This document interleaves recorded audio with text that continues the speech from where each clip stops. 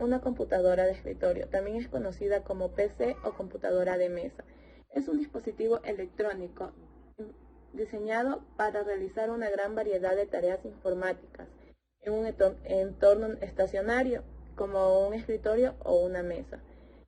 Las computadoras son una parte fundamental de la vida cotidiana y profesional de muchas personas en todo el mundo y han evolucionado significativamente desde su introducción en el año 1980. Ofrecen ventajas significativas en términos de rendimiento, capacidad de actualización en comparación a las computadoras portátiles o dispositivos móviles. Son ideales para tareas que requieren una gran potencia de procesamiento como juegos, diseños gráficos, edición de videos, desarrollo de software y muchas más aplicaciones. Procesamientos planificados y regulares que llevan a cabo en un sistema informático como un computador de escritorio o servidor con el propósito de prevenir posibles problemas o fallas en el hardware o en el software antes de que ocurran. El mantenimiento preventivo de las computadoras es esencial para mantener un sistema confiable y eficiente a lo largo del tiempo. Limpieza física, respaldo de datos, liberación de espacio en disco, comprobación de virus y malware, verificación de hardware, limpieza de registros y archivos temporales, optimización del sistema, reemplazar los componentes desgastados y la actualización del software. Aquí hay una lista de problemas comunes relacionados con la RAM y sus posibles causas. Entonces, ¿existe una forma más sencilla de limpiar este componente tan sensible?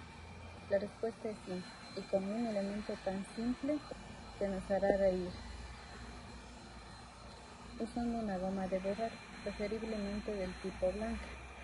Este procedimiento, además de sencillo de hacer, es uno de los más eficientes que tenemos a nuestra disposición y además no tendremos que invertir más dinero.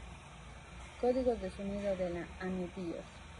La AmiBIOS es un fabricante de BIOS al que recurren muchas grandes empresas de todo el mundo, tanto para usar sus placas como para utilizar otras derivadas de ellas que utilizan su mismo código de pitido.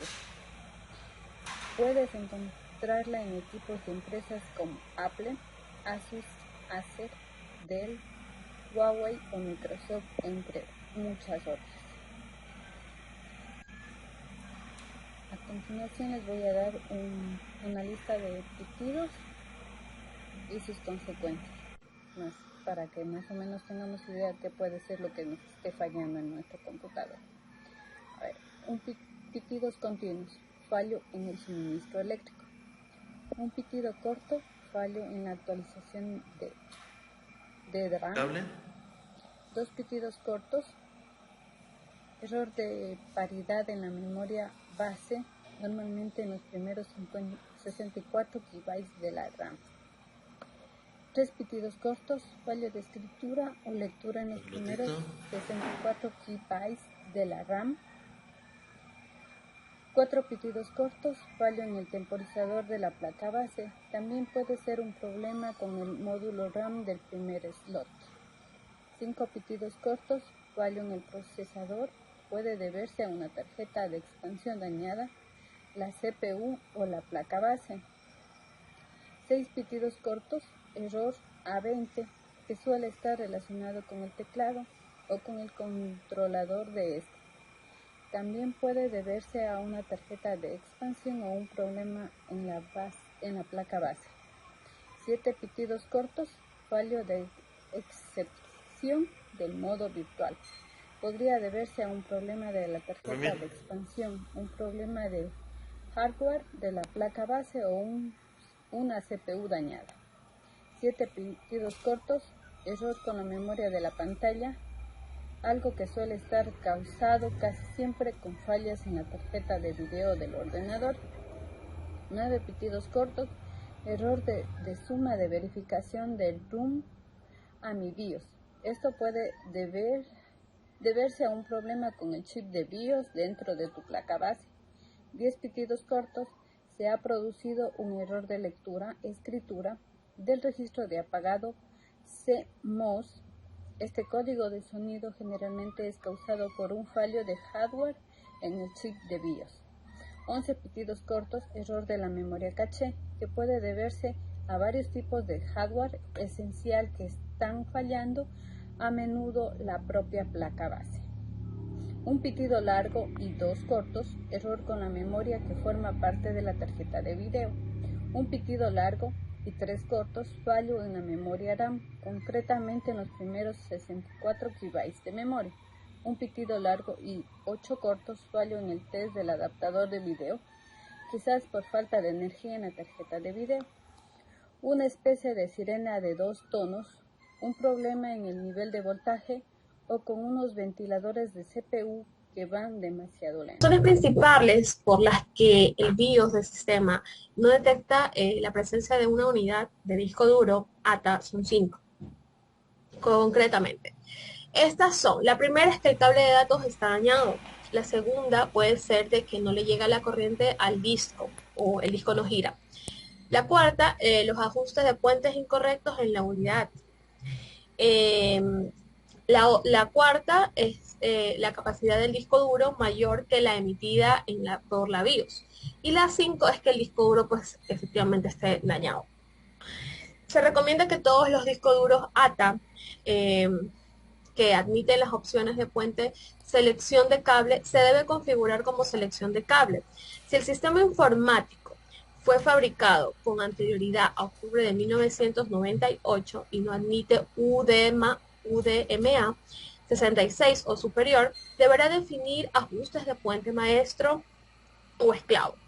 Si el problema persiste y la unidad de disco duro ATA no es detectada por la BIOS, es aconsejable buscar la asistencia de un técnico de hardware o servicio técnico especializado, ya que puede ser necesario un diagnóstico y reparación más avanzadas.